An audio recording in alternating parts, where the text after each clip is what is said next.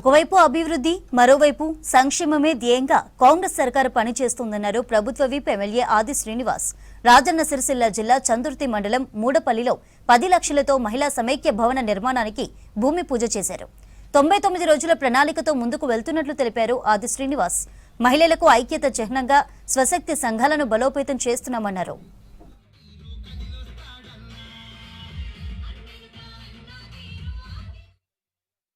మహిళలు ఐక్యతకు చేరంగా మహిళలను మరింత అభివృద్ధిలో తీసుకుపోవడం కోసం ఏదైతే స్వశక్తి మహిళా సంఘాలు ఉన్నాయో వాటి ద్వారా వారిని లక్షాధికారులుగా చేయాలని చెప్పిన సంకల్పం వైఎస్ రాజశేఖర్ గారు అయితే ఆ రోజు పావుల వడ్డీకే రుణాలు ఇప్పించే కార్యక్రమం నుంచి వాటి రుణాలు కూడా కిరణ్ కుమార్ గారు ముఖ్యమంత్రి ఉన్నప్పుడు ఇచ్చిన సందర్భాన్ని మనం ఒకసారి మనం చేసుకుంటే గుర్తు చేసుకుంటే అంటే మహిళలందరినీ కూడా లక్షాధికారులుగా మార్చాలని చెప్పినటువంటి సంకల్పం లక్ష్యం ఆ రోజు ఇందిరమ్మ రాజ్యం రాజశేఖర్ గారు ముఖ్యమంత్రి ఉన్నప్పుడు విజయం పడ్డటువంటి మీ అందరికీ కూడా తెలుసు.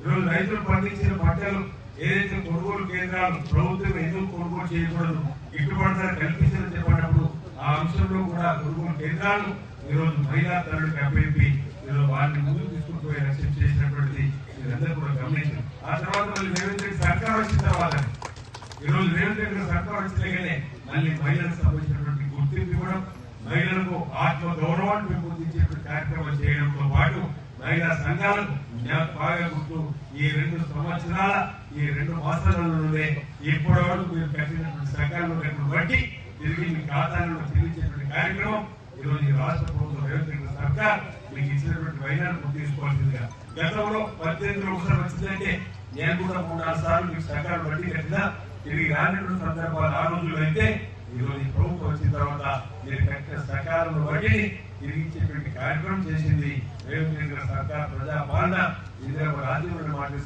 సందర్భంగా గుర్తు చేస్తుంది.